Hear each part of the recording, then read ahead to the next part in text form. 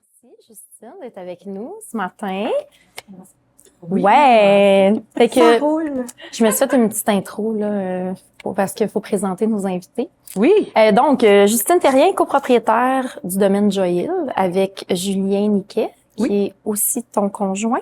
Accessoirement. Accessoirement, oui! Mais quand même, c'est un accessoire assez présent. Non, là. non, on est vraiment un duo dans tous les sphères de la vie, là. C'est sûr, super. ouais. Parents de 2 jeunes garçons. Aussi. Quel âge?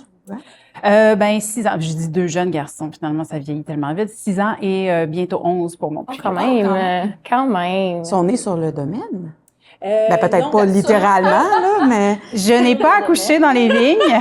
ça aurait été beau, par exemple. Il me semble que ça fait un beau film. Je suis pas certaine. Non, finalement, c'est beau quand tu l'imagines. Ouais. Exact, Oui, comme bien des trucs par rapport à la vigne. C'est très romancé. Oui. Mais non, en fait, il y en a. Mon premier est né à Montréal parce qu'on vient de Montréal. Ouais. Et puis mon deuxième, c'est ça, il est né à Cowansville, à l'hôpital. À l'hôpital. D'accord. OK. Ben, nous, chez Saucette, on connaissait déjà tes vins, en fait, Catherine et moi, mais on est vraiment tombés en amour avec toi quand tu es venue faire une dégustation ici. C'est réciproque. Ah, mais on a eu un gros girl crush, là, vraiment, là. On se dit, oh mon Dieu. Puis là, quand on a décidé de faire le podcast, on s'est dit, il faut absolument inviter Justine parce qu'on l'aime tellement. Puis on aurait passé des heures, je pense, à faire une conversation ensemble. Oui, je me rappelle de notre belle rencontre. Ouais, c'est ça, c'était vraiment le fun. Fait qu'on est très contente que tu sois Ben moi ici. aussi, merci de l'invitation. Je suis flattée, vraiment honorée. Ah ben merci beaucoup à toi. Puis on trouvait que quand on s'est rencontrés justement, on a tellement abordé plusieurs sujets que je crois que beaucoup de gens seraient intéressés d'entendre aussi. Tu sais, honnêtement cette discussion-là qu'on avait eue, j'aurais aimé ça que celle-là soit filmée parce que c'était tellement riche. Puis il y a plein de choses qu'on a notées, qu'on s'est dit qu'on voulait ramener et discuter avec toi. Mais pour commencer, on se demandait si tu pouvais nous parler un peu parce que toi, dans le fond, à la base, tu étais sommelière.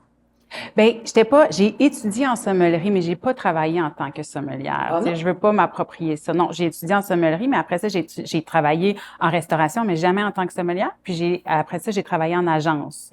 Fait que, tu sais, j'ai pas, ouais. Fait que tu faisais quoi quand tu étais en restauration? Ah, j'étais serveuse. J'étais serveuse. Okay. Puis c'est en fait, moi, j'ai travaillé en restauration parce que j'étais aussi en musique. Je travaillais en musique. J'étais choriste, chanteuse. Donc, entre les contrats que j'avais, des fois, il fallait que j'aille travailler à la restauration parce que la musique étant Ce que c'est. précaire. Oh, on a oublié la machine à glace. Je suis désolée, j'avais du mal à me concentrer sur ce que tu disais. Non, non, c'est correct. Alors, OK, donc en musique, c'est pas ça, tu peux pas gagner ta vie. Ben oui, je la gagnais, mais tu sais, des fois, il y avait des moments un petit peu plus rough. Donc, j'allais travailler en restauration. Puis, finalement, c'est là que j'ai eu la piqûre du vin, c'est en restauration. Et c'est là que j'ai décidé d'aller étudier, là. Tu sais, quand j'étais tannée de la précarité de la musique, du va-et-vient. Moi, je partais en tournée, je revenais, j'étais tout le temps dans mes valises. Fait que là, j'ai décidé à un moment donné d'avoir une vie un petit peu plus rangée. C'est pas... Puis après ça, j'ai parti un vignoble.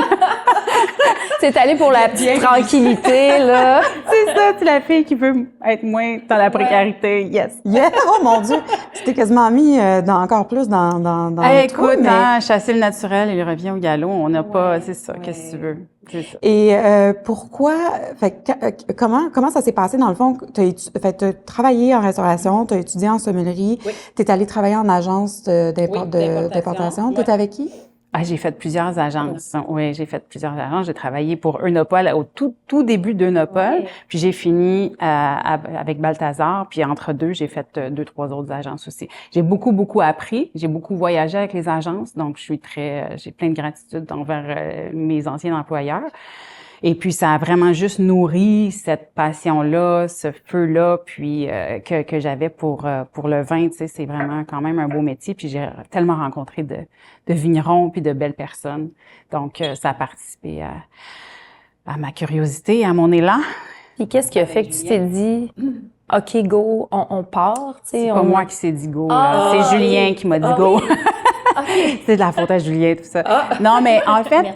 Merci, Julien. Merci, Julien. Non, mais moi, quand... tu sais, c'était un rêve qu'on caressait surtout. Julien, lui, c'est un entrepreneur, hein. Fait que c'est comme, à la base, tu sais, il a parti des brasseries, puis lui, quand il se met une idée dans la tête, il l'a pas d'un pied, puis let's go, il fonce. Donc, c'est son côté fonceur. C'était un rêve qu'on avait tous les deux. Moi, en venant vraiment de Montréal, j'étais un petit peu craintive parce que je me disais, tu sais, la fille de la ville... vivre en campagne, vivre sur une ferme, j'avais quand même un petit peu mes craintes par rapport à ça. Puis en même temps, mon plus vieux, à cette époque-là, où on avait évoqué ce rêve-là d'avoir un vignoble, il y avait juste 1 an et demi. Et il était très malade. Il y a eu une période de sa vie où on était beaucoup à l'hôpital. Donc, maintenant, il va mieux, tout va bien, mais moi, le vignoble, puis changer de vie, là, c'était très, très loin dans ma tête. Et puis, j'avais vraiment d'autres priorités. Julien aussi, tu sais, notre priorité, c'était notre enfant, mais tu sais, Julien cherchait toujours des terres, puis il continuait quand même sa recherche. Et puis, à un moment donné, il est arrivé sur cette terre-là, à Fredericksburg, la terre qu'on a achetée. Et là, il a dit, je pense que ça vaut vraiment la peine qu'on aille la visiter. Et on est allé la visiter, et c'est vraiment la terre qui a fait en sorte qu'on s'est lancé, parce que c'était comme... OK. Vous êtes tombé en amour avec l'endroit, avec la vibe. Tout était parfait, tu sais, tout était parfait. Le sol, l'orientation, le petit village qui était cool, la beauté des lieux.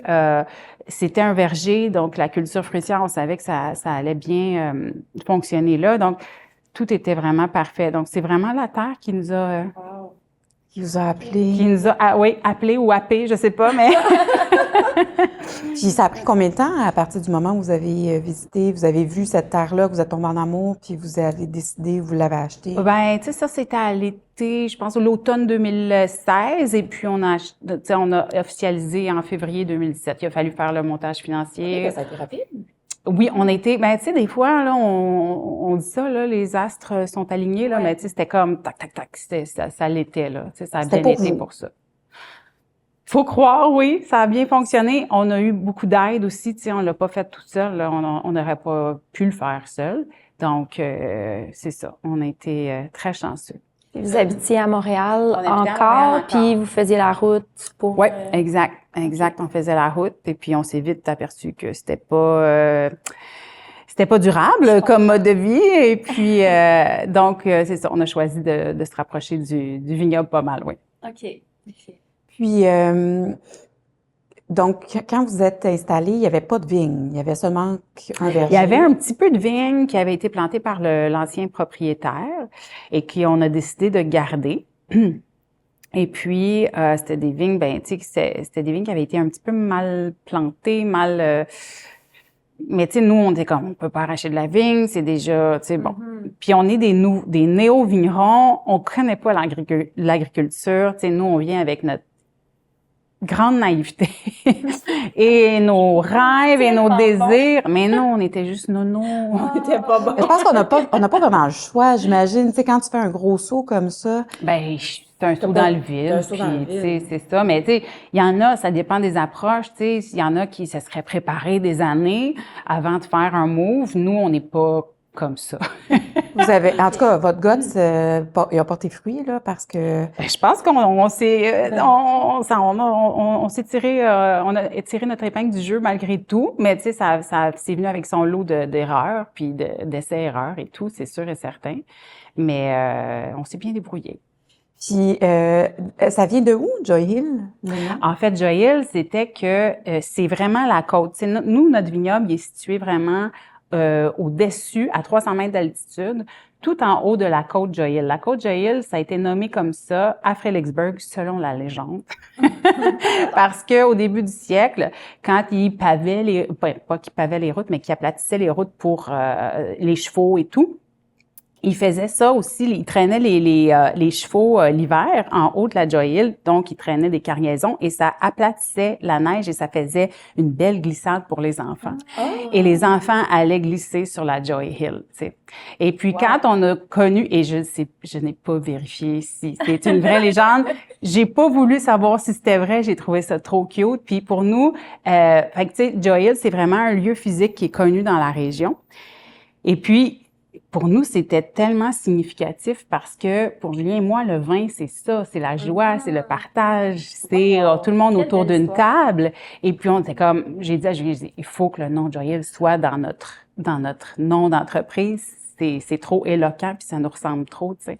Fait que c'est pour ça qu'on a dit Maison Joyelle. Ah, c'est super. La maison de la joie. La maison de la joie qui amène tellement de joie quand on ouvre une bouteille de chez vous. Oui. Puis comment vous travaillez principalement des vignes avec des vitis vinifera? On n'a que des vitis vinifera, 100%. Pourquoi avoir choisi pas d'hybride? Pourquoi vous avez choisi? C'est encore plus de défis, là. Ben, c'est plus de défis au champ. Moi, je trouve, peut-être un peu moins dans le chai. Et les hybrides et les vinifera, ils ont chacun leurs forces et leurs faiblesses. Et puis nous, on a choisi vraiment de se spécialiser là-dedans. Parce qu'on est allé vraiment avec des cépages qui nous parlaient, qui nous faisaient résonner, qui faisaient résonner quelque chose en nous quand on les dégustait. Et puis à l'époque, tu sais, c'était encore quand même, à l'époque, je dis à l'époque, 2017, ça paraît, c'est pas si lointain, mais il y a eu un méga changement. Méga changement, les techniques, il y a eu vraiment beaucoup de créativité aussi au niveau des vins. Et puis quand on était là en 2017 à sélectionner les cépages, on n'avait pas eu l'émotion qu'on recherchait en dégustant, mettons, des vins issus de vignes hybrides. On avait aimé ça, mais pas assez pour dire, ah oui, on en plante. C'est pas ce que vous aviez envie de Exact. On est vraiment de juste faire. allé avec quelque chose qui nous faisait vibrer, puis on s'est dit, puis c'est vraiment comme ça, Julien et moi, qu'on travaille. On y va vraiment par instinct. Donc, on a choisi aussi les cépages par instinct, en se disant, ça va bien pousser ici, ça va bien pousser ici. Tu sais, vraiment super, Oui. tu sais. Ah ouais, c'est bon, OK. On y va, on en plante 5 000. J'imagine que vous avez fait beaucoup d'essais-erreurs, là, avec cette Écoute, façon où vous êtes très... Vous êtes vraiment votre chanceux. intuition est toujours... On se guérit pas de ça, on devient pas... ouais. Non, je crois qu'on a eu une bonne intuition. Ouais. Tous les cépages se sont vraiment bien implantés. Génial. Tous les cépages qu'on a plantés offrent des super belles maturités. Même les cépages plus tardifs comme le Riesling et le Gruner et le Blaufränkisch qu'on a plantés. Tu sais, on disait, nous, c'est des cépages qu'on aime. On disait que ça pousse quand même dans des climats plus frais. Tu sais, on n'est pas dans du Nebbiolo ou, tu sais, on se compare pas là dans ces régions-là. Fait qu'on s'est dit, ça va bien aller. Mais pour nous, c'était primordial. Et puis, c'est le conseil. Tu sais, des fois, il y a des néo-vignerons qui nous appellent puis qui veulent des conseils. Et puis, c'est vraiment le conseil que je donne le plus, c'est plante ce que t'aimes, tu sais. Parce qu'après ça, tu vas tellement en prendre soin que si, en plus, si t'aimes pas ce que ça te donne, au final, tu vas vraiment perdre l'intérêt. C'est pas... C'est pour ça que vous faites ça ultimement, là. Ben oui, J'imagine c'est que par passion, vous c'est par aimez amour. vos vins puis vous avez encore du plaisir à boire vos vins, justement, C'est sûr. parce que... On s'est toujours dit, nous, il faut qu'on fasse des vins qu'on aime boire, qui nous ressemblent. Et puis, tu sais, c'est nos principes, c'est nos valeurs, là, tu sais. Fait que c'est super Parlant important. de boire du vin... On en boit-tu? Ouais. Ah, je sais pas, il est-tu midi? Non. Il est midi à quelque part, c'est ça que les gens disent. Avec plaisir. Est-ce qu'on commence par est-ce qu'on prend juste le rosé aujourd'hui? Ben oui. Ben écoute, c'est le printemps. C'est le printemps. On va pouvoir parler des deux, mais on peut... D'ailleurs, avant qu'on ouvre ça justement, donc ici on a le bal des oiseaux qu'on n'a pas goûté, hein? Nous l'avais-tu amené la dernière fois? Non, parce que c'était pas... il était sold out. Il était sold out, OK. Donc, bal des oiseaux. On a le bal des oiseaux, qui est un de nos classiques. Tu sais, fait que c'est pour ça que je l'ai apporté aujourd'hui, qui est 100% chardonnay en sélection parcellaire. Donc, on a du chardonnay à 2 endroits sur le vignoble. Et puis, la parcelle du bal des oiseaux, c'est vraiment la plus chaude du vignoble. Donc, ça donne vraiment un beau chardonnay. Quand on a planté les vignes, c'est dans les dernières vignes qu'on a plantées en 2019. Et puis, quand on les a plantées, ces vignes-là, on a vu tout de suite que le chardonnay s'était hyper bien implanté. Il s'était développé vraiment beaucoup avec une belle vigueur, mais pas un surplus de vigueur non plus. Il était très bien. On s'est dit, je pense que ça va valoir la peine. J'essayais de pas faire de bruit, mais là, finalement, je vais y aller. C'est impossible, c'est du liège. Ça fait quick. Quick. Et puis, ben c'est ça. Donc, ça valait la peine d'aller sélectionner cette parcelle-là pour faire un seul et même vin. Et puis, c'est devenu un des classiques du vignoble. Je te fais goûter ta création. Oh mon Dieu, il doit avoir toute une fierté quand vous... comment ça s'est passé quand vous avez produit vos premiers vins, justement? Tu sais, quand tu vois le fruit de tout ce travail-là. Je me ramène en 2020 et puis c'est 2020, 2020, c'est notre premier millésime et j'oublierai jamais ça parce que il y avait la grève des débardeurs du port. Et nous, on attendait 3 containers de cuves et toute notre cuverie était bloquée au port. C'est pas vrai. Oui. Et toute notre cuverie était bloquée au port et on a reçu tous les... Puis là, je dis toute notre cuverie, c'est vraiment tout, là. Tout, là. Parce que vous étiez On était, on était néo-vigneron, puis oui. tu sais, c'est le premier. Puis tu sais, on s'entend, t'achètes pas tous ces équipements-là 3 ans avant de faire du vin, là, parce que c'est beaucoup d'argent. Hein. Donc, c'est sûr, on était là, puis on a reçu les 3 containers 3 jours avant le début des vendanges en 2020. Oh, le stress. Et vous deviez faire la fête. Écoute, on capotait. Tu sais, Julien avait trouvé des petites cuves déjà parce qu'on s'était dit, il faut avoir un plan B, tu sais, je veux dire. Puis tu sais, tu peux pas laisser des raisins surmûrir, là. Tu vas perdre ton millésime vous auriez complètement. tout perdu, ou vous auriez été obligé de vendre vendre les raisins ou non, mais ça aurait été une catastrophe. Non, tu peux pas. C'est ça. On a toute une cuverie à payer, donc tu sais, c'est sûr que ça nous prend des revenus qui vont être en conséquence aussi, là. Ben, tout le stress aussi, tu sais, de juste faire ta première vendange. Mais déjà, c'était un stress tout seul. Oui, c'était assez stressant en soi. Puis là, ça a rajouté une couche. C'était comme bienvenue dans le monde de la viticulture. Il y en aura pas de facile. Non, c'est ça. Mais c'était quand même magique aussi. Puis tu sais, c'est ça. C'est que de l'adversité, je te dirais, avec des beaux moments de joie, mais beaucoup d'adversité, là, faire du vin partout au monde, mais je pense spécialement quand même au Québec. Il y a son lot d'adversité. Ouais, hein. D'ailleurs, en 2022, ça veut dire, c'était votre le premier millésime, c'était 2020? 2020, oui. Puis 2022, on a trouvé justement que, en faisant nos recherches, que ça a été, merci beaucoup, que ça a été très difficile comme millésime. 2022, ça a été difficile comme millésime parce qu'on a eu une attaque d'oïdium. Tu sais, ça fait partie des erreurs de néo-vignerons aussi. Ben, pas des erreurs, des apprentissages de néo-vignerons, je dirais. Reconnaître les maladies à temps, c'est difficile. L'oïdium, c'est vraiment une maladie vraiment très, très insidieuse. Okay. Et c'est puis, c'est de la moisissure. Oui, c'est ça. Ben, ce n'est pas de la moisissure, c'est un champignon. Et puis, mais une fois que tu le vois sur ta vigne, c'est comme un peu too late, tu sais, c'est trop tard. Okay. Fait que puis ça fait des spores qui voyagent avec le vent. Ouf. Et puis ça attaque vraiment toutes les autres. C'est assez violent. Okay. J'en ai parlé à d'autres vignerons qui ont, je pense, tu sais, tout le monde a vécu un peu une attaque de ça une fois dans la vie parce qu'on est quand même dans un climat continental humide.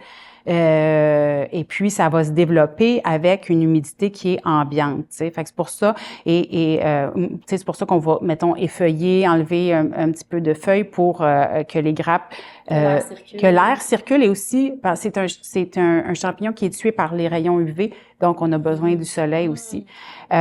Donc c'est ça. Donc on avait perdu un gros pourcentage de notre récolte en 2022 à cause de ça. Et puis, je dirais à peu près un 40% c'est beaucoup de cette récolte-là. Et en 2023, ben là, on a eu le gel historique de Brome-Missisquoi. Okay. Et là, on a perdu 50% de notre récolte en 2023. Ouais. Ben, vous aviez eu back à back. Fait que 2 années, deux années de récolte qui se sont bien passées. Après 2 ans. Ben, tu sais, 2 années de récolte qui se sont bien passées, oui, mais les vignes n'étaient pas à maturité. Donc, c'était pas non plus des gros volumes. Donc, on attend toujours notre volume. En 2021, on avait eu des petits épisodes de gel aussi, ça avait fait un peu de dommages, mais tu sais, c'est pas comparable avec ce qu'on avait vécu. Sauf que tes vignes sont pas nécessairement à pleine maturité. Tu sais, tes dernières vignes, tu les as plantées en 2019. Donc, tu sais, ça prend plusieurs années avant que quand même la vigne donne le meilleur d'elle-même, là, tu sais, au niveau qualité et quantité. Donc, c'était pas des grosses années. Et là, il arrive ces deux bad luck-là, back à back. Donc, oui, ça a été... Puis comment on se relève de ça? Ben, je veux dire, tu sais, quand vous avez eu le champignon, j'imagine qu'après ça, bon, vous avez appris de vos erreurs, fait que là, vous... Ben, c'est sûr que t'es très... oui, c'est comme un traumatisme quand tu vis un truc comme ça. Ouais, Tu dois t'imaginer tout le temps que ça commence là dans les vignes aussi. Oui, ben t'agis vraiment en fonction. T'es vraiment sa coche au niveau de tes opérations. Tu prends rien pour acquis, puis tu délaisses rien. Tu sais, c'est pas on le fera plus tard. Non. Chaque chose, chaque travaux est vraiment important. Il faut respecter le calendrier parce que ta fenêtre d'opportunité pour faire pour faire pas mal tout au Québec, elle est très courte, contrairement à en Europe, où ta saison est quand même un petit peu plus dispersée sur ils commencent leur taille au mois de février, puis, bon, nous, tout est vraiment un petit peu plus condensé. Et puis, fait qu'on a un calendrier assez serré à suivre. Donc là, il y avait... Pas qu'il y a eu du laxisme, mais peut-être une confiance, un petit peu plus aveugle. Puis là, après ça, ben là, on se dit, non, on fait pas confiance en la vie, puis que ça va bien aller, puis qu'il y a des papillons partout, là, tu sais. Faut protéger nos bébés, puis, on les avait... Bon, là, il y a un petit monsieur avec son alarme. Oui, c'est ça. On a appris de ça. Vous apprenez beaucoup de... Ben, dans le fond, je pense que ça doit être ça aussi un peu, tu sais, quand j'aime beaucoup ton terme néo-vigneron, on l'avait jamais vraiment entendu, mais, tu sais, quand tu commences, t'as tout à apprendre. Fait que c'est... Moi, je me demande quand est-ce qu'on va arrêter d'être néo-vigneron. Ben, tu sais, c'est parce que chaque millésime est différent tout le temps. Tout le temps. Fait que t'apprends toujours quelque chose de différent. Vous n'êtes pas confortable, là. C'est comme chaque fois, c'est défi par-dessus défi. Je pense qu'il faut pas être confortable. Faut pas être confortable. Ouais. Tu sais, des fois, tu gagnes en confiance, c'est normal. Tu sais, c'est heureusement, parce que, mais il faut pas être confortable parce que la vigne, c'est une plante aussi forte que fragile. Et puis, il faut vraiment, vraiment bien la comprendre. Puis pour la comprendre, ça prend vraiment beaucoup de temps. Puis les saisons se ressemblent pas. Donc, ce que tu as compris une année, ben tu vas peut-être même pas le mettre en pratique l'année suivante. Tu vas apprendre d'autres choses, puis d'autres choses, puis d'autres choses. Fait que, tu sais, pour nous qui n'aimons pas toujours, tu sais, on n'a pas le tempérament trop, on est bien dans nos pantoufles, c'est correct. Ça nous... C'est bien, ça vous challenge sans cesse. Ça n'a pas besoin d'être toujours aussi intense, mais... Fait que pour être vigneron, pour se lancer là-dedans, clairement, faut être confortable avec l'inconfortable. Tout à fait. Vraiment. C'est beau, ça. C'est beau, ça. Oui. Puis là, goûtons. Oui. Alors, un Blue Frankish. Alors, c'est notre rosé. Écoute, ça va sortir la semaine prochaine. Donc, vous êtes dans les... C'est une primeur. C'est une primeur. Et puis, tu sais, on attend le printemps impatiemment. Et puis, le rosé, on aime ça au Québec. On adore. Blue Frankish, Gruner. Alors, c'est un assemblage de Blaufränkisch et Gruner. On trouve que c'est vraiment deux cépages qui vont super bien ensemble. On a fait plusieurs cuvées avec ces deux cépages-là. C'est délicieux. C'est vraiment, vraiment bon. Et puis, donc, le Blaufränkisch, on le travaille toujours de la même façon en macération semi-carbonique. Et puis, pour celui-là, la partie du Blaufränkisch qu'on a pris, il y a eu un petit élevage en cuve de béton. Et puis le Gruner Veltliner, c'est en inox. Donc, c'est un rosé d'assemblage. On est vraiment sur... Tu sais, le Blaufränkisch, c'est un cépage qu'on aime vraiment, qu'on est très content d'avoir planté parce qu'il se comporte super bien dans le champ. Il fait vraiment des belles grosses grappes foncées. C'est magnifique. Et puis, dans le chai aussi, tu sais. Puis, ça apporte vraiment une belle complexité, un petit côté épicé. Tu as le côté petit poivre noir qui est là, qui va bien avec la petite fraise ensuite, tu sais. Ça fonctionne merveilleusement bien. C'est vraiment beau. Ça, c'est à ouvrir, puis on déguste ça assez rapidement. À la paille, moi, j'aimerais beaucoup. À la paille, oui, c'est ça, exact. Oui, c'est ça. Oui, direct dans le gosier. On a une autre cuvée qui s'appelle le gosier, juste pour ça. Oui. Puis là, mais ce nez est fou. Et ça, cette cuvée-là va se retrouver à la SAQ. cette cuvée-là se retrouve en SAQ. Comment comment tu fais pour déterminer qu'est-ce qui se retrouve à la SAQ versus ce qui se retrouve en restauration? Écoute, c'est difficile, pour nous, la SAQ, c'est nouveau. Donc, c'est un autre apprentissage aussi. Et puis, idéalement, nous, ça fait longtemps qu'on travaille. Ça fait longtemps. Depuis le début, on travaille avec des restaurateurs, des cavistes, et des épiceries fines. C'était important pour nous de continuer cette relation-là. C'était vraiment important. Mais on voulait aussi entrer à la SAQ pour d'autres raisons. Donc, idéalement, on ferait des cuvées, SAQ, des cuvées restauration, mais sincèrement, au niveau de la logistique, c'est trop, c'est intense. C'est déjà très intense une saison de vinif. Si on se met encore à penser à faire des cuvées expressément pour la SAQ puis d'autres pour la restauration, on finira plus. T'sais. Donc, on est en apprentissage. Donc, on choisit des cuvées qui sont un petit peu plus peut-être faciles d'approche pour aller sur les tablettes de la SAQ. Des cuvées qui vont plaire à un grand nombre de gens. Nos vins, quand même, sont assez classiques. C'est pas Maison Agricole Joyelle, c'est pas on travaille de façon quand même assez... On travaille avec des cépages plus classiques, puis des méthodes classiques. On travaille en nature, mais on n'a pas comme... Mettons, on fait pas de vin orange ou des vins, beaucoup de vins de macération. On fait des macérations carboniques, certaines macérations, mais bon. Donc, on est plus dans un profil classique. Fait qu'on va choisir vraiment des cuvées qui sont... C'est ça. Qui vont plaire à un plus grand nombre de personnes parce qu'on le sait que la SAQ, ça va amener une clientèle qui nous connaissent pas, qui tu sais, puis qui est peut-être... Ils sont réticents souvent oui, au vin je pense que oui, tu sais. Oui. Ouais. Puis même, il y a un travail... Tu sais, pour nous, c'est important parce que de rentrer là, parce que on voulait justement dire, tu sais, ça fait longtemps qu'il y a toujours les mêmes vignerons sur les tablettes de la SAQ. Puis, on voulait dire, c'est bien, mais il n'y a pas juste ça non plus qui se fait au Québec. Il y a ça aussi. Puis, moi, j'avoue que c'est nouveau que j'achète des vins du Québec à la SAQ. Parce que là, dernièrement, il y a des vignerons que j'aime qui ont commencé à avoir quelques cuvées en SAQ, mais avant, j'en achetais pas parce que c'était pas des vins qui me plaisaient, parce que souvent, ça avait fait beaucoup de bois, puis parce que c'était pas... J'avais pas tant de plaisir à boire ça. Il y a eu beaucoup de vignerons dans les années. Tu sais, je veux dire, moi, j'ai beaucoup d'admiration pour les vignerons qui ont commencé dans les années 80, 90 et même 2000 à faire ça parce que, sincèrement, il fallait avoir une vision du feu de Dieu. Et puis, j'ai énormément d'admiration pour tous ces vignerons-là. Tu sais. Mais il y a certains vins qui ont été faits qui voulaient peut-être plus imiter ce qui se faisait en Europe ou même un certain temps en Australie, quand les vins australiens étaient à la mode en 2005, là, tu sais. Bon.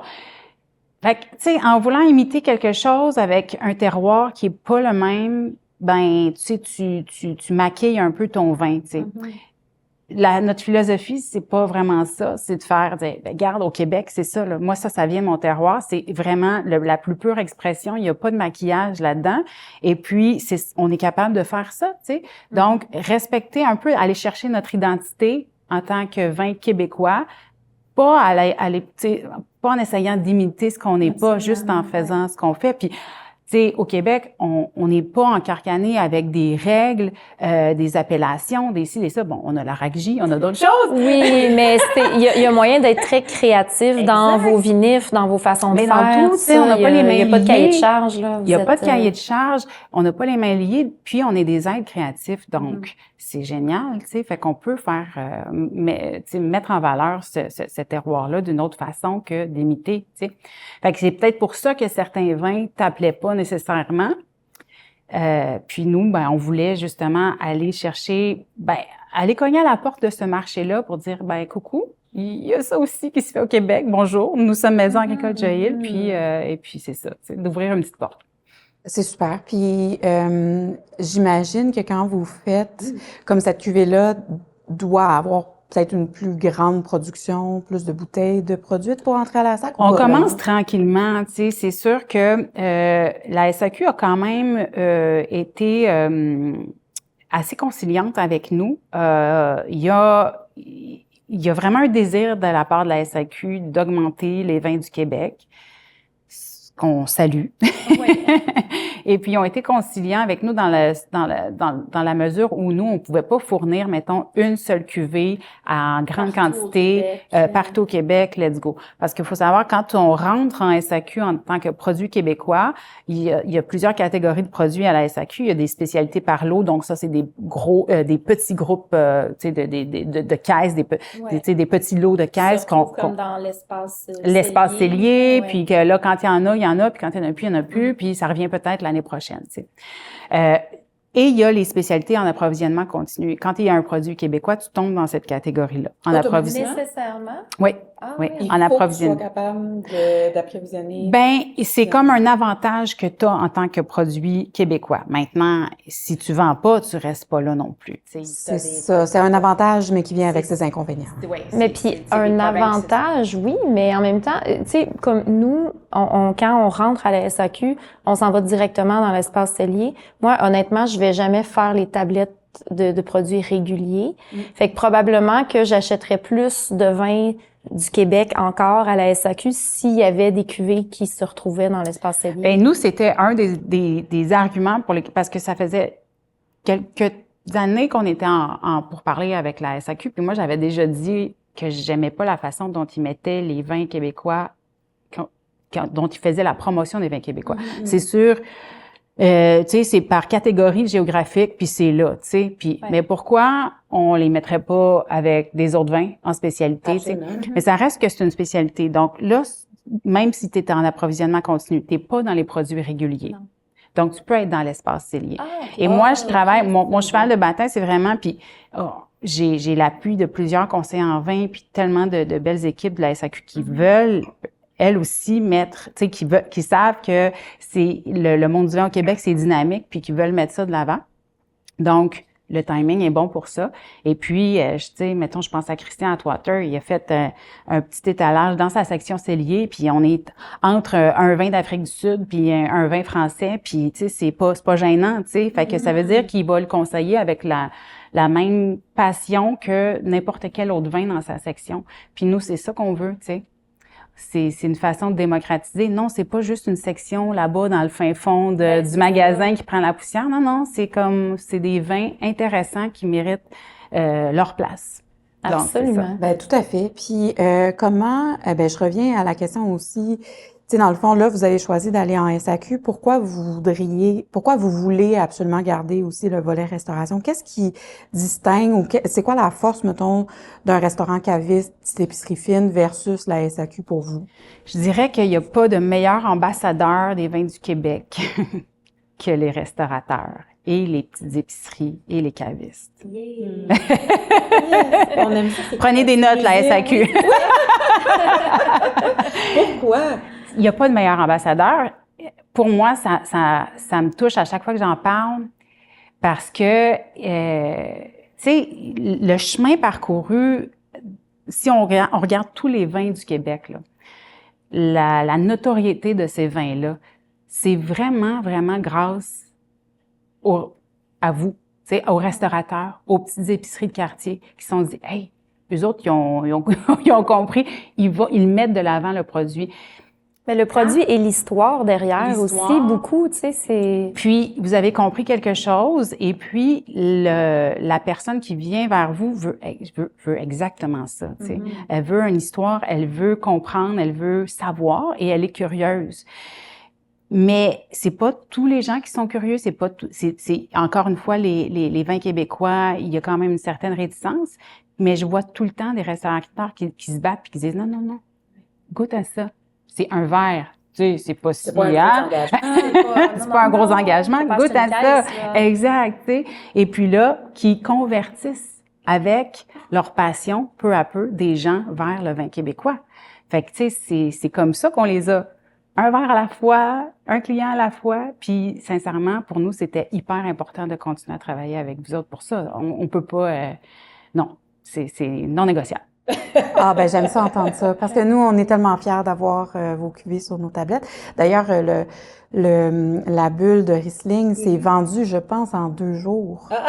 Quelque chose comme ça. On l'a mis au verre, le monde partait avec les bouteilles puis tu sais beaucoup de gens encore, on le fait encore, nous, quand on présente un vin, souvent, on va même pas dire que c'est un vin québécois.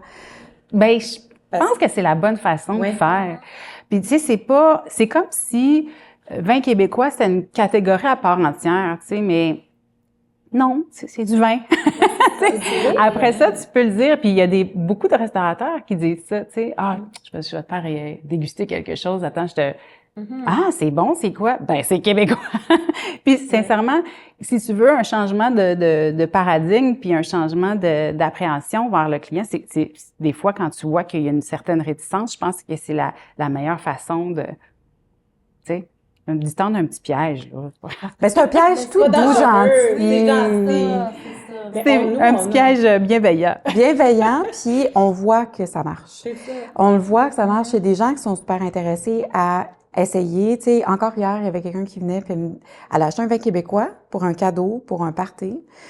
Puis elle dit, vin québécois. Quand elle a vu la provenance, elle m'a dit, non, je pense que je prendrai pas ça. Puis je dis, essaie-le pour vrai. Tu sais, c'est un Mac de Geneviève avec en roue libre, son primeur. Tu sais, puis je dis ça, c'est une belle bouteille là à donner quand tu t'en vas faire un party chez des gens, un gros souper. Tu sais, ça fait son effet. Puis je dis, donne-y une chance à celui-là. Puis elle dit, à chaque année, j'essaie 2 ou 3 vins québécois, puis j'aime pas ça. Puis je dis, reviens. Dis-moi premièrement comment tu vas trouver cette bouteille-là. Nous, on les sélectionne parce qu'on les adore. Tous les produits québécois qu'on a sur nos tablettes, c'est parce qu'ils ont une place spéciale dans nos cœurs puis dans nos papilles, parce qu'on a on adore là, ce qu'on vend ici.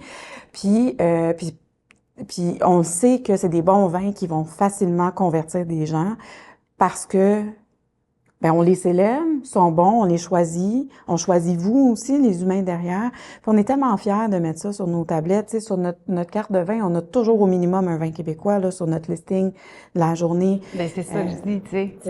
C'est un partenariat pour moi qui est rêvé, tu sais. Puis c'est comme ça qu'on fait avancer les choses au Québec.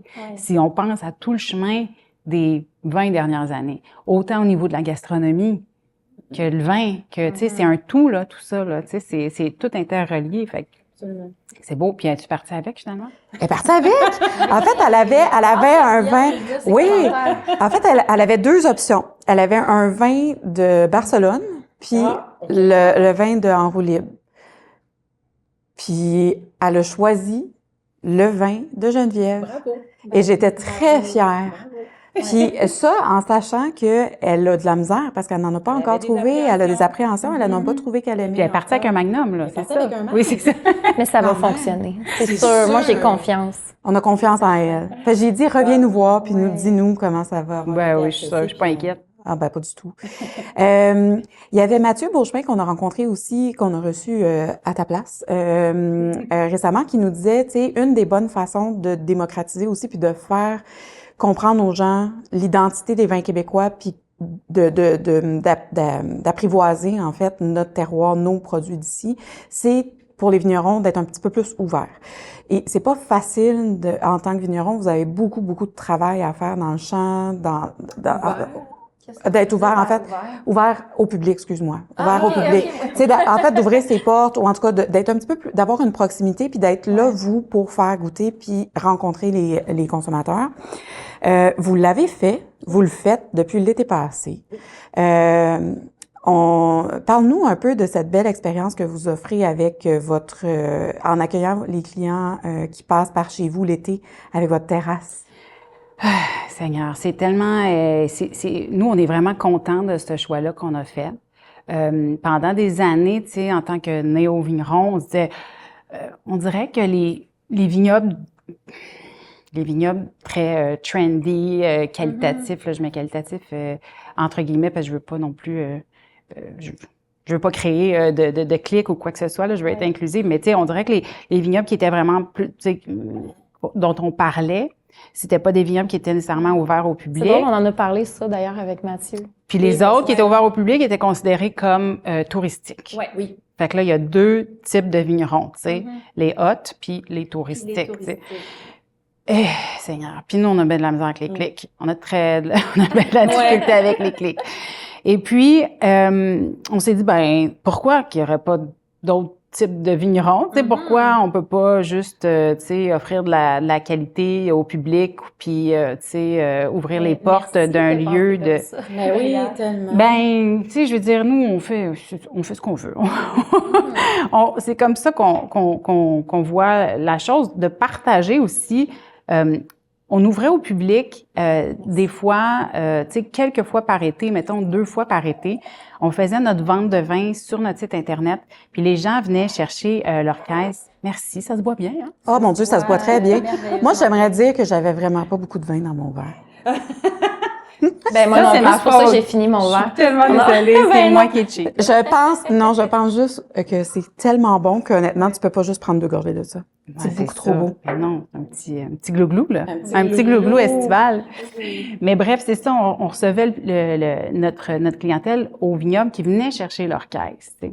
Et là, on avait des échanges comme ça avec les clients. doit être Et du là, gros on bonheur, sortait. ça. Je pense que je sortais de ces journées-là, là, puis le soir, j'avais de la misère à m'endormir tellement j'étais comme... Parce que moi, je suis une bébite à personne aussi, tu sais. Fait que les vignes, j'aime ça, mais ça jase pas beaucoup. J'aime beaucoup mes bébés, mais ils sont pas jasants. Et puis, ça me nourrit de rencontrer les gens, tu sais. Puis même Julien, qui est pas, tu sais, qui est pas une bébite à monde comme autant que moi, mais tu sais, on est toujours dans... OK, les problèmes, parce que sincèrement, la viticulture, c'est que des problèmes à régler. Là, c'est comme juste des gestions une de petite problèmes. douceur, tu sais, un moment de confirmation où tu comprends pourquoi tu fais ça, puis tu comprends l'amour que les gens portent à votre projet. Ben en fait. oui, puis l'émotion même que ça peut créer chez eux, puis là, ils voient ça, puis on parle, et puis on échange, et c'est tellement des beaux moments. Puis on s'est dit, ben Seigneur, on a le spot, on a aussi le volume, il y a ça aussi, tu sais, il y a beaucoup de vignerons qui n'ont pas nécessairement non plus le volume pour ouvrir au public, ouvrir les vannes, mais tu sais, qui pourraient le faire à des petites échelles, à petite échelle aussi. L'emplacement est superbe aussi. On a l'emplacement, on avait et dans tout. un village qui est assez touristique. Qui est vibrant, tu sais, oui. C'est ça, exactement. Où il se passe beaucoup de choses. Ouais. Donc, on avait tout pour le faire et on avait surtout le désir de le faire puis d'aller vraiment rencontrer l'autre. Tu sais. Et puis ça s'est bien passé l'année dernière. Et puis moi, j'étais contente parce que j'ai engagé des filles à la boutique. Fait que là, j'avais au moins des filles avec moi, hein, tu sais. Moi, je suis dans le boys club, là. Tes vignes, ton chum, puis... Ben, on a 5 employés aussi, tu sais, une équipe de 5 boys. J'ai 2 garçons à la maison, j'ai mon chum, j'ai Samuel. Moi, ça me prenait une petite présence féminine, là. Ça m'a aidé beaucoup. Fait qu'on a passé un super bel été. Puis, c'est sûr que, tu sais, on a mis des gens, on n'est pas toujours on peut pas toujours être là. C'est une grosse saison. C'est on peut pas juste faire ça, mais on se planifie vraiment des fins de semaine dans l'été où on va être là, c'est sûr et certain, ou des journées dans la semaine aussi. Vous êtes ouvert quand pour le public? On va être ouvert du jeudi au dimanche, de 11h à 18h à peu près. Puis comment ça fonctionne? Les gens vont faire une dégustation? Les gens peuvent s'apporter un pique-nique? Comment ça... On fait pas de pique-nique. Non, mais est-ce que les gens peuvent s'apporter des trucs à manger, prendre une bouteille? Non, on fait pas. On veut quand même, tu sais, pour nous, sur le vignoble, il y a des gens qui travaillent et puis donc on veut pas nécessairement ouvrir le vignoble là pour que les gens se promènent. Ouais, pour que les gens se promènent et qu'on perde un certain contrôle. Pour nous, c'est super important de garder le contrôle. Donc mais cette année, on a quand même bonifié notre offre. Ce qu'on va faire, c'est qu'on va aussi louer une terrasse privée pour certains événements. Donc ça va venir avec un petit menu qui va être élaboré par un chef, mais un pique-nique froid, mais tu sais un petit peu plus fancy. Et puis, donc, ça va être possible à la location. Donc, la location de la table, ça va être vraiment situé juste en haut d'un coteau de Gamay qui donne vue sur le Pinacle. C'est pas laid. Ouais, c'est pas pris. Oui. Donc, ça, il va avoir cette option-là pour plus être, tu sais, pour s'immerser un petit peu plus dans les vignes, tu sais. Et puis, sinon, il y a l'offre alimentaire sur la terrasse. C'est vraiment, ça va être des panini, grilled cheese, des charcuteries locales, des fromages locaux, des croûtons, des chips. Je vois les chips miettes. Les chips miettes ici? On les salue. Merci, miettes. C'est les meilleurs chips. Oui, c'est vrai. Donc, puis, il va la possibilité de prendre soit une dégustation ou un verre de vin.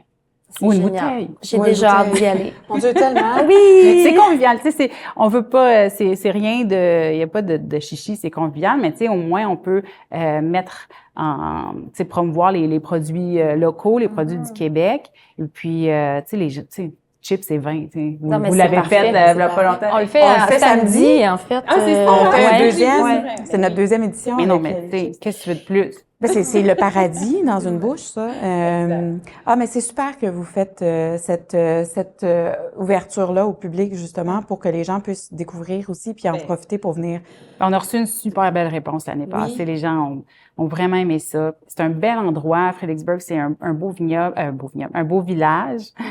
Et puis, tu sais, on aime la beauté, hein. Fait qu'il y a des fleurs partout. Puis, tu sais, la terrasse est magnifique. C'est un beau lieu pour juste décompresser. Puis c'est ça qu'on veut. On est Joy Hill, c'est de la joie. Donc c'est ça. Pour moi, tu sais, les gens, quand on a formé l'équipe, quand on a engagé l'équipe l'année passée, puis cette année, l'équipe qui va servir, j'ai dit, si vous connaissez pas les vins, moi, ça me dérange pas. Je veux pas des sommeliers, là, tu sais, ça me dérange pas. On va vous former. Moi, ce que je veux, c'est que les gens qui arrivent ici se sentent accueillis et se sentent bien. Pour nous, c'est la priorité, tu sais. Puis c'est ça notre mission. C'est le fun parce que, tu sais, je pense que ça ramène aussi pourquoi on a si bien connecté. C'est que j'ai l'impression que votre approche est très similaire à la nôtre. Tu sais, sur le fait qu'on veut pas être dans la grande technique, on est là dans l'appréciation. On veut ultimement aimer les vins qu'on sert. Vous voulez servir des vins que vous aimez, que vous avez du plaisir à boire. Puis justement, d'aller connecter avec le public vous aide à avoir toute cette dose d'amour-là. Puis l'appréciation du produit, c'est un C'est échange. un échange d'énergie. Mais j'imagine que tout ça aussi est tellement, tu sais, on voit les liens déjà quand tu faisais de la musique, parce que tu voyais les gens qui aimaient, qui dansaient, quand Oui, tu sais. ça te donne Ça tout de donne suite une un grosse- rush d'énergie, c'est Exact. incroyable. En Oui, puis après ça, en aussi. restauration. Exact. Fait que dans le fond, là, toi, tu le retrouves en recevant des gens chez vous. Vous faites des événements aussi. Vous allez chez dans des restos. Oui. On en fait. On essaye d'en faire un peu plus. C'est sûr que c'est difficile parce que on a des enfants. Et plein d'enfants aussi, vignes, bébés. Non, mais tu sais, bébés.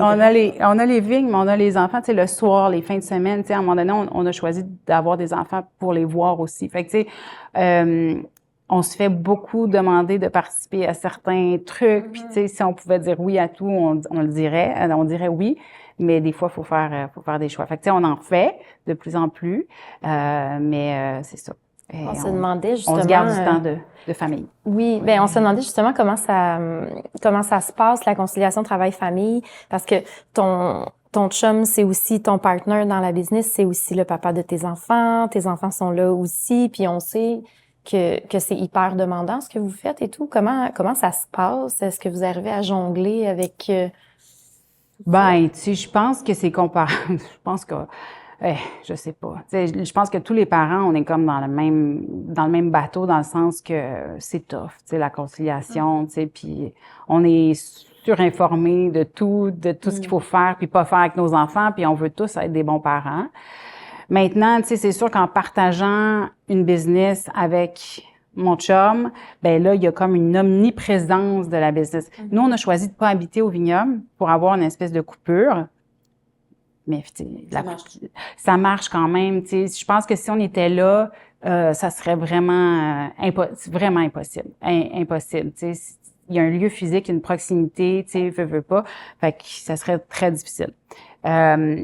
Mais quand même, tu sais, ça nous suit quand même au souper, puis ça nous suit quand même un petit peu des fois. Puis il faut vraiment se discipliner à dire, OK, ben là, je pense que on peut gérer ça demain matin, ou tu sais, on s'en reparle, puis là, on essaye d'être présent en famille.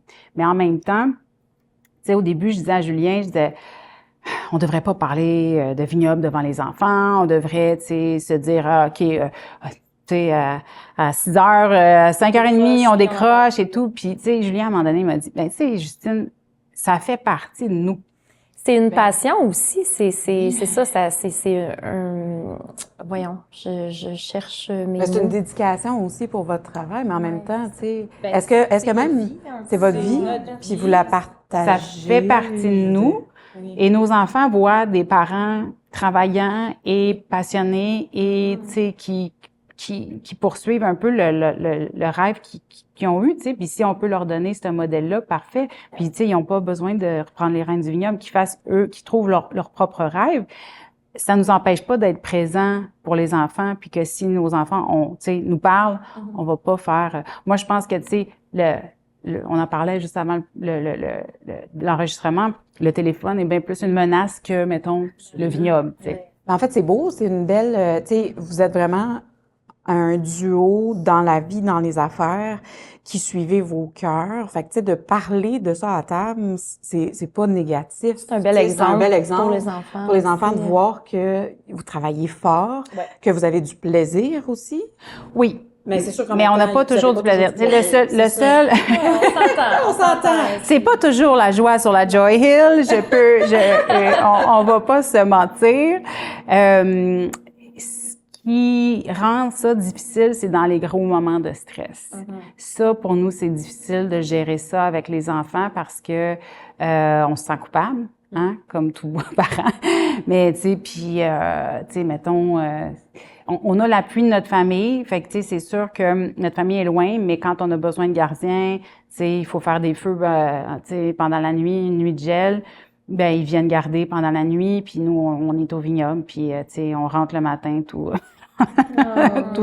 tout déprimé, puis tu sais, tout cerné, mais c'est ça, on essaye de normaliser ça aussi, tu sais, puis si on doit avoir certaines discussions un petit peu plus corsées, ben tu sais, on va attendre qu'ils partent à l'école là, puis on va les avoir. C'est ça. Est-ce qu'ils sont beaucoup au vignoble? Est-ce que ça les intéresse? En habitant pas au vignoble, ils sont pas beaucoup au vignoble. Rarement, okay. Ben pas rarement, mais tu sais, c'est pas comme si notre maison était dans la cour arrière puis que là, ils étaient tout le temps dans les vignes là, tu sais.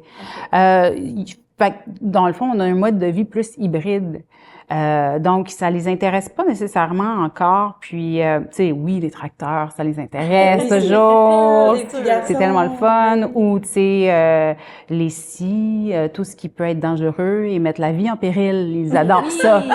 Ils adorent ça. Il y en a quand même pas mal d'outils. Et il y a beaucoup de choses comme ça au vignoble. Fait que, tu sais, quand ils vont, ils sont bien contents. Puis là, il faut tout le temps les watcher. Fait que, tu sais, c'est quand même un mal de tête. Mais, tu sais, ils sont pas encore... non, il n'y a pas d'intérêt comme ça, mais ils sont bien jeunes. Ils sont très jeunes, et puis, en ayant ce mode de vie-là, on s'attendait à ça aussi, là. Tu sais, c'est pas... on passe pas le tracteur avec notre enfant à ses genoux, là, tu sais, comme certains peuvent le faire. Ouais, fait que, tu sais, ça leur donne une autre enfance, là.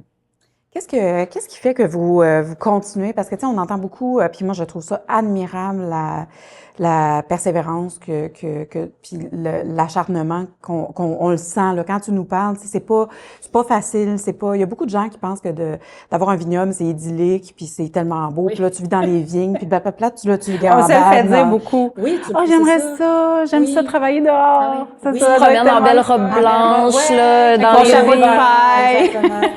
Mais la réalité est tout autre. Ben oui, la réalité est tout autre, c'est sûr et certain. Comment tu fais pour garder le moral, malgré l'adversité, à continuer à pousser, à persévérer, puis à continuer le projet de Joy Hill? Ben sincèrement, on s'est rendu quand même à des moments où on l'avait pas le moral, là. Tu sais, on va être bien honnête, là. Tu sais, je pense à l'année passée, pour moi, ça a été vraiment un moment où j'étais... je pense qu'à un moment donné, le stress use. Et puis, à un moment donné, t'as comme plus de jus, là. Tu sais, t'en as plus, là. Tu sais, parce que le stress des vignes, quand tu perds 50% de ta récolte, tu perds 50% de tes revenus. Ouais. D'un coup, là. D'un coup, en une nuit. Puis tu peux pas te rattraper si tu te rattrapes l'année suivante. Ben, c'est parce que Puis peut-être, puis Tu te t'es même pas rattrapes pas sûr. nécessairement, mais je veux tes dire... coûts d'exploitation sont Ça reste absolument les mêmes ben que oui, si tu ça avais donne fait pas un break, 100% là. de tes... C'est ça, ils donnent pas une petite pause d'intérêt, Non, là, non, pendant, tu peux comme, pas tu sais, dire- 50%. Ben, tu sais, ces vignes-là, on s'en occupe pas cette année. Tu sais, au contraire, faut que tu redoubles d'acharnement avec des vignes qui ont subi le stress d'un gel. Fait que tu peux pas couper d'employés, tu peux pas, tu sais. Alors, c'est vraiment, ça a été des gros stress financiers. On a dû vraiment, tu sais, on a dû aller rechercher du financement. On y arrivait pas, on y arrivait plus. Donc, c'est sûr que ça sur un couple, sur une famille, sur une entreprise, ça met son lot de stress. Et puis, c'était pas le seul stress qu'on a connu, tu sais. Je veux dire, nous, on a acheté en 2017. En 2019, j'ai eu mon deuxième enfant. Tu sais, on a eu 6 déménagements en 5 ans. On a, on a rénové, on a construit, on a fait le chai, on a, tu sais, ça a été là, des que vous années. avez accompli en si peu de temps. Mais je dis pas ça pour, wow, tu sais, c'est juste. Après ça, en rétrospective, tu sais, quand t'es dedans, là, tu y vas, t'es à fond. Ouais. Puis là, mettons, tu te dis, je me sens fatiguée, je me sens comme, je sais pas. Pourquoi donc? Puis là, tu regardes un petit peu en arrière tout ce qui s'est passé, puis tu fais, OK, ouais, je suis usée, là, tu sais. Fait que moi, l'année passée, j'ai vraiment eu un breakdown, là, tu sais, vraiment comme une espèce de c'est ça, j'étais vraiment dans pas une super belle place. Puis je me suis dit, là, faut vraiment qu'on prenne soin de nous, vraiment, vraiment. Ouais. Donc, je pense que c'est la clé. Moi, je me suis vraiment, tu sais, mise à l'entraînement. Je marche. J'essaie aussi d'aller chercher des amitiés, de nourrir un peu plus mes amitiés parce que c'est ce qu'on a de la misère à faire, parce qu'on est tout le temps occupé, puis on est tout le temps ci, puis on est tout le temps ça. Fait que, tu sais, ta santé mentale, ta santé physique. Pour moi, la santé physique et mentale, c'est comme, tu sais, si mon corps va quand même bien, ma tête va mieux. Fait que j'ai pris soin de moi. Julien, il y a aussi sa routine de vie.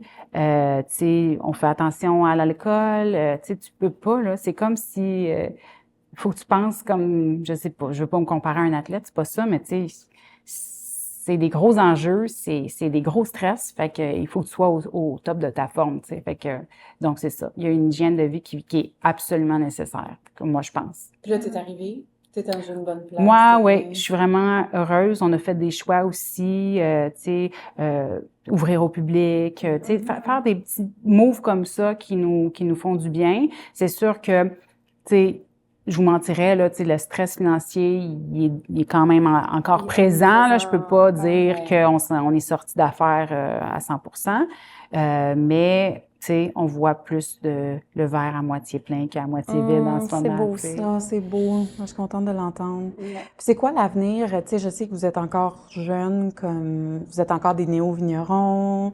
Toute ma vie, je pense. Toute ta vie, ça va rester. C'est pas le syndrome de l'imposteur, là. Ben, pourquoi pas? Hein? Oui, pour vrai, tu l'as? Ben, Même oui. encore à ce Ouais, moment-ci? ouais. Oui. Au niveau de des produits, du vin que vous faites? C'est quoi? Il est où il se situe où ton syndrome? Je sais pas, tu sais, pour moi, je pense qu'il aussi, il faut que j'accepte, tu sais, quand je parlais de mode de vie hybride, tu sais, des fois, tu dis, OK, est-ce qu'il faut être absolument, tu sais, habité sur la terre, tu sais, se lever le matin, être sur son tracteur, tu sais, se lever à 5 heures puis commencer à travailler. Tu sais, je sais pas, faut-tu faire ça pour être un vrai vigneron ou on peut le faire d'une autre façon? C'est quoi? Ben, Ouais, c'est ça. Tu sais, c'est quoi? Je pense que c'est plus comme, tu sais, comme je vous disais, tu sais, nous autres, on était comme, ben là, tous les vignobles ils ouvrent pas au public, on ouvrira pas au public, nous autres non plus, parce qu'on veut être. Puis là, finalement, tu fais comme, ben non. Nous, on est nous. On est Julien, on est Justine. Tu sais, on a ce background-là. Joël, c'est ça. Nos vins, c'est ça. Puis on le fait de notre façon. Puis vous faites tellement du beau travail. Ben, honnêtement, pour nous, vous êtes hot. Puis même avant que vous soyez ouvert, vous avez été hot. Mais c'est pas une question. Je pense qu'il faut se détacher de ça, tu sais, d'être hot ou pas. Ben, regarde, nous autres, du bon vin. On est nous. Fait que je pense que le syndrome de l'imposteur, tu sais, avec les années, il est en train là, de se désintégrer, là, de s'en aller. Là. est-ce que j'ai comme 20 questions qui viennent me popper en tête, mais tu sais, est-ce que prends une gorgée, ben oui, dans tout ce sujet-là, mais je trouve ça fascinant, tu sais, puis surtout, ben en général, les femmes, on a comme tendance à avoir ce syndrome de l'imposteur assez fort. C'est comme dans notre ADN, tu sais, c'est complètement niaiseux, tu sais. Puis tu sais, nous, on goûte tes vins, puis on est comme, ben voyons qu'elle a le syndrome de l'imposteur, c'est tellement beau ce que vous faites, tu sais. Est-ce que t'as d'autres vignerons qui goûtent à tes vins puis qui t'en parlent? Est-ce que vous avez des discussions comme sur vos produits? Est-ce que tu as eu une dose d'amour de d'autres producteurs qui ont pu peut-être contribuer à ta fierté? T'es-tu fière? T'es où? Moi, je suis super fière, mais tu sais, les vignerons, on se voit, mais pas tant que ça. On a comme le même horaire de fou. Puis, tu sais, on est un petit peu, tu sais, on va pas nécessairement dans les congrès. Tu sais, fait on les voit pas beaucoup non plus. Tu sais, on les voit dans des salons comme le Raw ou bon. Et puis oui, on échange, on se parle et tout. Mais tu sais, je dirais que je pense que nos encouragements viennent de beaucoup de notre clientèle puis du public, puis c'est là qu'on va puiser, tu sais. Mais tu sais, je veux dire, on s'aide là en tant que vigneron aussi là, mais tu sais, ça va être vraiment le gros qu'on va. Non, c'est pas là qu'on va chercher la c'est pas le syndrome d'imposteur. C'est normal. Ben oui, puis le syndrome d'imposteur, il sera pas dissipé à cause qu'un vigneron va te dire, c'est vrai, tu sais, qu'il va te dire, oh mon Dieu, c'est non ben bon ce que tu fais comme vin. Ben non, mais il sera pas dissipé, mais tu sais, mettons que ça fait plaisir à entendre, c'est sûr. Ben oui, surtout de vignerons que tu estimes puis que dont tu adores les produits et tout là. Ben oui. Oui, mais puis moi j'avais une question par rapport à ça. Est-ce que tu goûtes beaucoup est-ce que tu consommes des vins du Québec autres que les tiens? Sincèrement, moins que j'aimerais parce que où est-ce qu'on habite, il n'y a pas vraiment d'endroit où acheter des vins du Québec. Vraiment. C'est vrai. Oui. Ça, c'est parce que ça prendrait une saucette 2 Exact. à Bromont. Exact.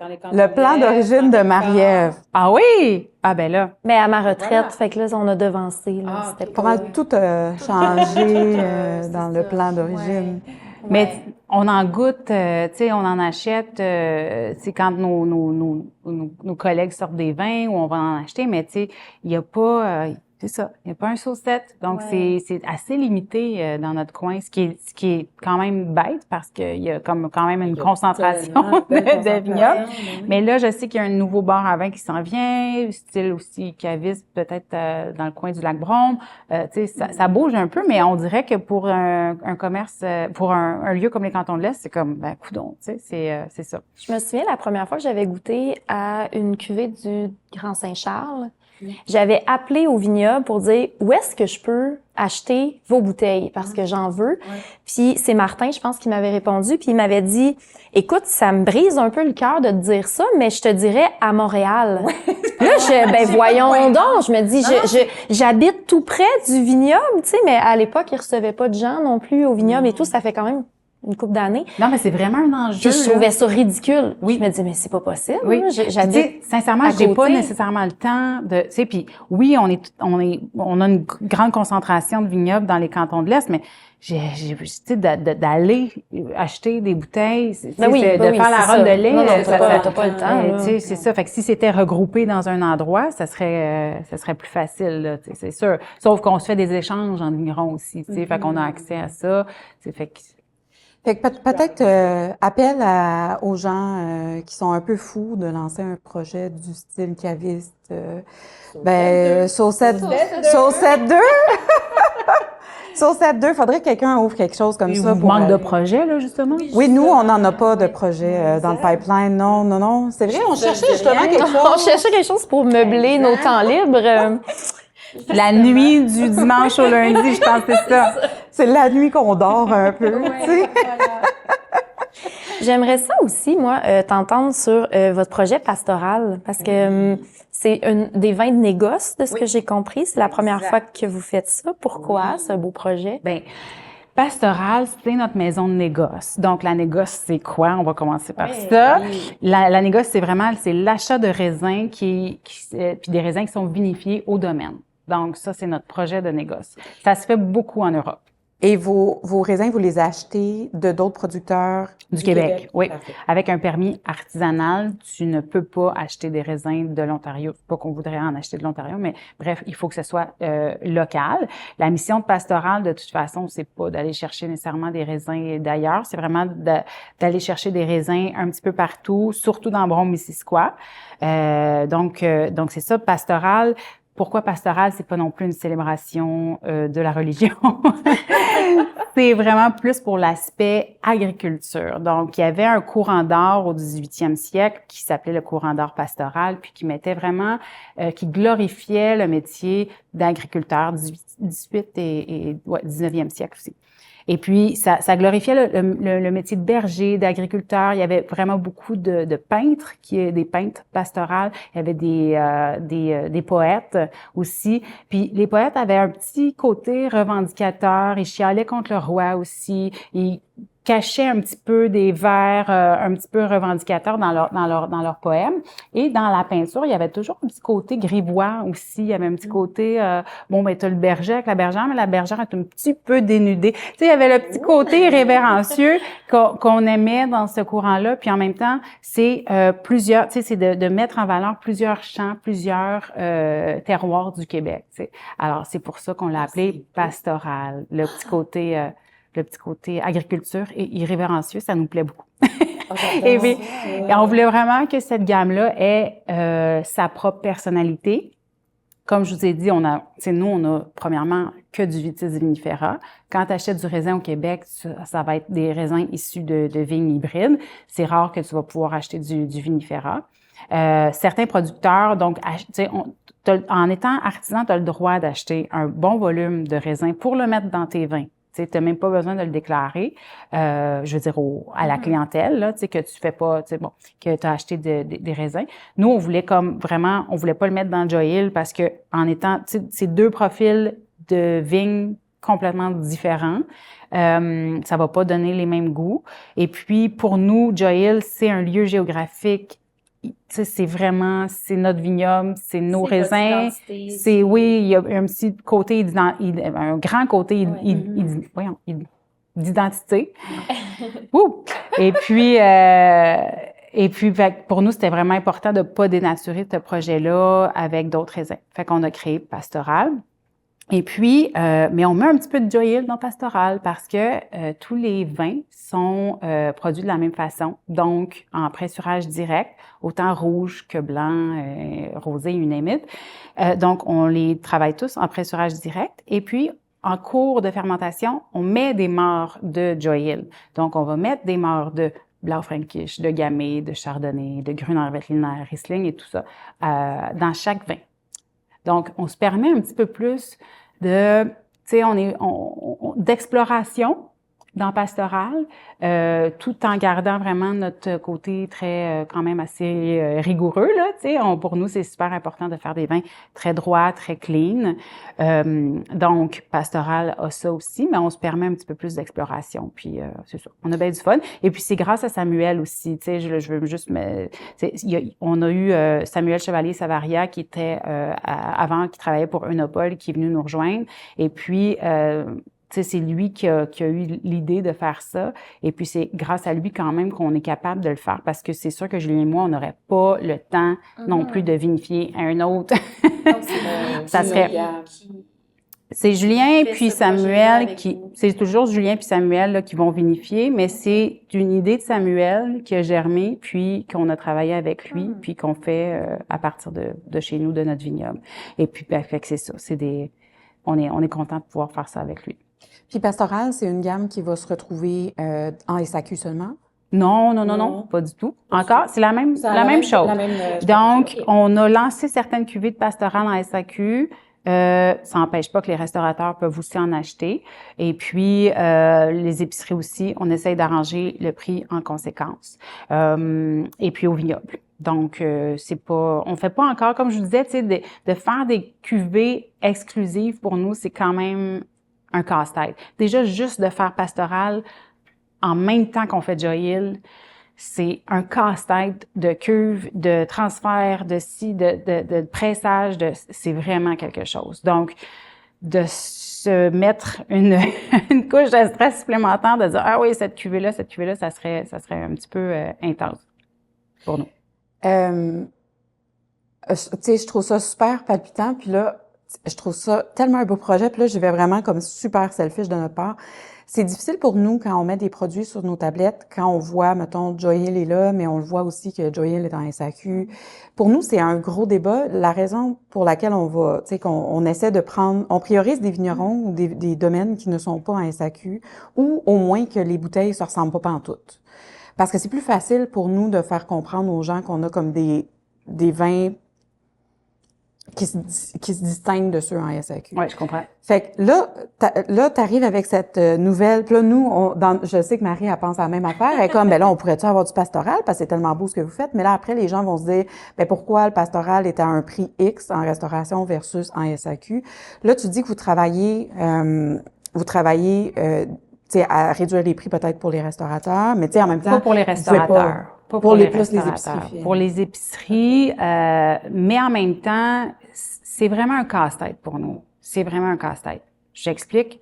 C'est que on veut continuer à travailler avec les clients qui étaient là dès le début pour nous. Les restaurateurs, les épiceries, bon, on veut pouvoir offrir des vins à nos clients aussi qui sont abordables. Le vin au Québec, c'est cher à produire. Il faut que les gens comprennent ça. C'est pas le vigneron qui se met la palette dans la poche. C'est hyper cher à produire. Oui, mais les gens ne comprennent pas parce qu'ils disent, ben, hey, ça vient de Saint-Paul-de-la-Botte-Verte, ça vient de Fredericksburg. Pourquoi je paierais plus, pourquoi ça coûte plus cher? Je paye un vin français 15$. Ils comprennent pas ça. Ça coûte plus cher produire un vin au Québec que ça coûte en France pour plein de raisons. On pourra les énumérer si on a le temps. Mais donc, pour nous, le prix, c'est un cheval de bataille pour expliquer, pour que les gens connaissent pourquoi, tu sais, qu'est-ce qu'il y a en arrière de ce prix-là, tu sais. C'est pas juste parce qu'on veut faire de l'argent. On se part pas un million pour faire de l'argent, premièrement. Mais deuxièmement, tu sais, pour nous, fait que la SAQ, c'était aussi une façon de contrôler le prix sur la tablette. Parce que on a vu certains dérapages. De vos vins offerts beaucoup trop cher. Oui. Dans des tablettes. Dans des épiceries cavistes, on a vu vraiment du dérapage. Moi, je considère qu'un client qui va au restaurant, il est au courant qu'il va payer sa bouteille de vin plus cher. Il sait que le restaurant va faire son argent là-dessus. Le coût des denrées a explosé. Le coût de la main-d'œuvre, il faut bien que vous alliez chercher de l'argent en quelque part. Fait que je pense que quand que tu t'attables à un restaurant, tu es au courant que tu vas payer ta bouteille de vin, pas le prix que tu la paierais si tu l'achetais du producteur ou si tu l'achetais à la SAQ. Absolument. On est habitué de ça, on le sait. Mais après ça, quand tu achètes une bouteille puis que tu l'apportes chez toi, et que là, je sais pas, je trouve qu'il y a certains prix qui sont démesurés. Ça joue avec tes attentes au niveau du vin. Donc là, tu viens de payer une bouteille, je sais pas, 60$, tu l'apportes chez vous. Ben là, tu t'attends à quelque chose d'extraordinaire. Là, tes attentes sont élevées, tu sais. Tu t'es fait à souper, tu as une petite bouteille, tu sais. Alors pour nous, on avait un malaise avec ça quand il y avait un dérapage au niveau du prix. Fait que c'est une des raisons pour lesquelles on a voulu rentrer en SAQ. C'est une des raisons pour lesquelles aussi on offre un certain prix épicerie et un prix restaurant et un prix caviste pour continuer à offrir des vins quand même assez abordables, même si on fait moins d'argent dessus. En tout cas, nous, on va continuer à avoir vos vins sur nos tablettes. Je te disais pas ça pour te dire... Non, mais c'est comme... C'est délicat parce que... Je le sais qu'il y a j'ai entendu certains commentaires quand on est rentré en SAQ de clients. Moi, là, pourquoi vous rentrez en SAQ, mais tu sais, je veux dire, il faut vivre, là. Nous, là, on a du vin à vendre, là, tu sais. Donc, on peut pas juste dire, tu sais, puis ça, c'est des clients qui nous achetaient, mettons, tu sais, c'est sûr, un client qui nous achète 24 bouteilles par année puis qui se permet de dire ben là pourquoi vous tu sais c'est pas grâce à ce client-là que vous réussissez à vivre. C'est pas que j'apprécie pas sa business, mais on a une réalité financière, il faut les vendre les vins, tu sais. Si on a un vignoble à faire rouler, tu sais pas on n'est pas en train de courir avec des licornes dans le champ, là, tu sais, je veux dire, on a une réalité très crue, puis c'est une business, c'est financier, puis il faut vendre nos vins. Donc, pour nous, c'est aussi un autre véhicule. C'est pas que pour cette raison-là qu'on a fait affaire avec la SAQ. Je vous ai énuméré les raisons tantôt. Mais donc, c'est ça. C'est une de nos réalités aussi. Puis je trouve que, ben c'est ça. Ça ouvre les vannes du vin québécois à un autre public. Parce que c'est pas tout le monde qui va venir acheter sa bouteille chez vous dans un caviste. C'est pas tout le monde, malheureusement. Non, puis on sait, hein, Puis, tu sais, on s'attend pas à ça. puis vous allez aussi à la SAQ, puis tu sais, tout le monde, bon, c'est On ça, aimerait tu sais. ça acheter nos vins tout le temps sur nos tablettes, mais ça se peut pas. Ben non. Tu sais, on a un budget à un moment donné, hein. Aussi, puis tu sais, fait que je pense que plus il y a de véhicules différents pour promouvoir les vins du Québec, mieux c'est. Et nous, on essaye de, tu sais, de voguer dans le casse-tête, de faire plaisir à tout le monde. À tout le monde, bien sûr. C'est vrai, Ouais. sincèrement, Ouais. c'est ça. Fait que- Et là, vous allez faire des vins en sac. Oui. Pas en SAQ, mais en sac, comme en... Bag in a box, Bagnum qu'on a entendu. Un Bagnum. Ben, Bagnum, c'est c'est un Magnum, 1,5 litres mais là, en nous, sac. c'est 4 litres. Oh, 4 litres. On est presque un très... Magnum. on est quand même excités Un de ça. On vignier. trouve ça le fun. Un vignier. Un vignier. vignier, ouais, ça On va mettre un sonne harpent pas des bon, là, neiges vignier, dessus. ouais. Non, mais j'aime ça parce que vous allez peut-être voir comme ramener ça à la mode. Moi, je suis une grande fan de vignes quand ça sort, quand ils sont bons. Ben, je veux dire, bon, on a eu, moi j'ai fait une publication sur nos réseaux sociaux il y a pas longtemps par rapport à ça, ok. Et là, ça a comme explosé. Les gens, ils ont énormément commenté de façon genre 99,9% très positive, tu sais. Et puis j'ai eu un questionnement ou deux sur pourquoi du plastique, pourquoi tant de plastique et tout. Et c'est vraiment important que les gens sachent que c'est vraiment pas le diable, le bag in a box. Là, tu sais, il faut vraiment Michel Bouffard a écrit un article dans Le Devoir récemment à ce sujet-là, puis ça mérite d'être lu, cet article-là. C'est 80% moins d'émissions de CO2, un bag in a box, que l'équivalent en bouteille. Ah ouais. C'est pas rien, là. Wow, C'est pas rien. C'est beaucoup. Bon, le carton est recyclable. Dans certains pays, le plastique l'est. Malheureusement, au Québec, ce plastique-là l'est pas encore. Donc, il y a du chemin à faire. Mais au niveau des émissions de gaz à effet de serre, c'est vraiment énorme. Et nous, ce qui nous a motivés à faire ça, c'est vraiment le côté gaspillage. Donc, nous, ça nous a vraiment sonné une cloche quand on a ouvert au public l'année passée pour la première fois. Et que là, à la fin de la journée, à chaque jour, tu te ramasses avec 8 bouteilles, avec ça de fond, ça. Puis nous, tu sais, on parle, c'est des vins nature. Le vin nature, il y a une certaine quand même fragilité. On sulfite pas nécessairement nos vins, donc c'est ça. Ça vient avec cette fragilité-là, qu'une fois que la bouteille est ouverte, je te dis pas qu'il sera pas bon le lendemain matin, il va l'être encore, mais quand toi, tu as une business puis tu veux faire déguster ton vin, tu veux le faire déguster à son meilleur. Donc, c'est sûr que pour nous, on les gardait pas, ces fonds de bouteilles-là. Donc, on les jetait dans le drain. C'est tellement de travail. Puis ça, c'est d'autres émissions de gaz, de tracteurs, de soins, de produits phytosanitaires que tu as tout fait ça, mais tu jettes ça dans le drain. Fait que nous, ça nous a un petit peu choqués. Puis, quand on a commencé à parler de ce projet-là, les restaurateurs ont fait « Ah oui? Ah oui? Vous faites des bags in a box? » Parce que eux aussi, ils ont ce même problème-là. Tu sais, ils veulent pas nécessairement servir un verre de vin qui est plus à son meilleur. Puis, fait qu'il y a beaucoup de gaspillage. Et puis, c'est dommage. Le gaspillage, c'est un autre fléau environnemental aussi. Donc, on a dit, ben, on va essayer. On va commencer ça. Donc, on a commencé ça piano. Cette année, on est en embouteillage en ce moment, en période d'embouteillage, puis on en fait presque à chacune des cuvées.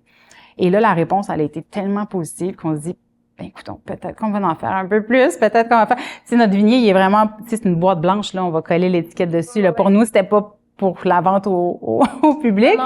Mais là, on se fait dire vraiment, « Hey, moi, j'aimerais ça parce que des fois, le dimanche, dimanche soir, j'ai le goût d'un petit verre de vin. » Mais je veux pas m'ouvrir une bouteille. Nous, personnellement, on serait acheteuses aussi, là, de ça. La réponse est positive. En même temps, tu sais, je trouve que, oui, il y a moins de gaspillage, mais aussi, personnellement, moi, ça me permet de moins boire. Parce que. Ouais. Ce qui est drôle parce que c'est un gros format. C'est un gros format, mais. Oui. Quand tu ouvres une bouteille, tu veux justement la boire à son prime. Puis tu sais que le lendemain, elle va être encore bonne, mais moins. La bouteille est ouverte. Elle est ouverte. Fait que, tu sais, si tu te dis, ben, moi, je peux prendre juste un verre ou deux, puis je vais laisser le reste dans la boîte, ben je sais que demain, elle va être aussi bonne, puis le soir dans le lendemain aussi. Bien, dans un contexte où on veut moins boire, mais plus de qualité, pourquoi on pourrait pas offrir de la qualité dans un format comme ça? Faut se dire que, tu sais, en Scandinavie, ça fait longtemps qu'ils font ça. En Suède, ils ont un monopole d'État. 52 de leurs vins vendus viennent en bag-in-a-box. C'est vrai. Donc, c'est impressionnant. donc, tu sais, c'est une question de perception. C'est vraiment, faut juste changer notre perception par rapport à ça. Tu sais, la journée où le plastique va pouvoir être recyclable au Québec, ça va être vraiment parfait, là. Nous, on essaye vraiment, dans notre méthode de culture de vinif, on essaye d'être le plus vert, le plus propre possible pour la terre, les gens qui travaillent, nous, notre environnement. Donc, le plastique, on saute pas de joie là avec ça. Mais il y a quand même, les avantages sont quand même assez pesants dans la balance, là, tu sais. Puis là, ceux que vous avez fait, en fait, ça a été vendu surtout en restauration? C'est pas encore vendu. On vient des ensachés. OK, c'est vraiment juste... Des embouteillés en sachet, ouais. Ah, c'est Ouais, fun. Fait qu'on on va se réserver des on va se garder au courant de ça. Je vous le dis, c'est sûr, c'est sûr. Ben quand on a vu la réponse, on a fait comme, bon, on va en faire un petit peu plus que pour notre boutique, tu sais. Je pense que ça pourrait vraiment bien fonctionner. Ben nous, on en a vendu ici. Des Magnum, là. Ben, ouais. il s'en fait en Europe quand même, Oui, tu sais, ouais, puis c'est ça. un petit peu plus. Mais il y a encore une réticence à ça de la part des clients qui s'imaginent encore du Harfang des Un Neiges. vin québécois en vignier. Oh my God! Et le pauvre vin québécois. Mais en même temps, j'admire ça de votre part parce que c'est ça qui fait aussi votre force, c'est que vous mettez des produits en SAQ, vous continuez à les vendre dans des cavistes, dans des restos, vous faites des vigniers. Tu sais, vous êtes vraiment en train d'essayer de travailler le plus possible pour rendre ça plus accessible. Démocratique, Démocratisé, c'est beau. accessible. Je sais pas, tu sais, ça peut tellement être une force au Québec. C'est plate à dire, mais les changements climatiques jouent quand même un petit peu en notre faveur, malheureusement. Bon, ça amène son lot c'est pas parfait. C'est pas juste les changements climatiques apportent pas juste la chaleur, là, tu sais, ça apporte son lot d'instabilité aussi, avec laquelle il faut composer. Mais ça, c'est partout dans le monde. Mais tu sais, pourquoi? Tu sais, ça pourrait tellement être une de nos forces. On a tout ce qu'il faut ici pour faire du bon vin. On fait l'envie de plusieurs producteurs européens qui arrivent avec des acidités trop basses, qui sont plus capables d'avoir des bons pH qu'il y avait, v'là 10 ans, v'là 15 ans, parce qu'il fait trop chaud, il y a trop de soleil. Nous, on arrive avec des vins clean, avec une facilité de faire ça, puis avec des maturités au niveau alcoolique et phénolique, tu sais, qui sont enviables. Donc, je pense qu'il faut juste que les gens s'en rendent compte, tu sais, c'est juste... Je pense que nous, on veut en train travailler de pour se ça. passer, Ben, là. tout ce qu'on fait dans la vie, c'est pas juste pour notre vignoble, tu sais, c'est aussi pour le vin québécois en général. Puis je pense que tout ce que tu peux faire pour aller chercher ton client, puis l'amener, puis le prendre par la main s'il faut, puis le dire, regarde, qu'est-ce qui se fait au Québec, ben, tu sais, ça va être bon pour tout le monde. J'ai toujours dit, comme, plus il va y avoir de bons vins au Québec, mieux ça va être pour tout le monde, tu sais, pour chaque vigneron aussi. Là. Absolument. Ben, en tout cas, c'est réussi. Fait que qu'est-ce qu'on te souhaite pour... Une belle saison 2025, une belle saison 2025. Pas de gel. Une météo parfaite, là, quelque chose de... Une météo parfaite, j'en demande pas tant. Ben nous, c'est ce qu'on va souhaiter quand même. Pas trop d'adversité. Tu sais, un petit break d'adversité. L'année passée, on a eu un super beau millésime, mais quand même un petit peu de pluie, là, tu sais, on en prendrait peut-être moins cette année, un petit peu, puis on serait bien content, mais tu sais, on va vivre avec. Ouais. Puis on souhaite aussi d'avoir encore plus de gens qui viennent vous voir cet été sur votre terrasse, puis qui vous partagent l'amour qu'ils ont pour vos vins. Nous, on va leur donner de l'amour, là, on va leur donner. Ben oui, ça va être un gros échange d'amour. Non, mais venez nous voir, puis venez découvrir ce petit coin-là, puis le vignoble, puis on a hâte de tous vous voir et de vous voir aussi. Oui, on va y aller. On va y aller, assurément. C'est sûr. Merci beaucoup. Merci pour votre beaucoup. invitation, les filles. Toujours un plaisir. Toujours. Merci. Merci.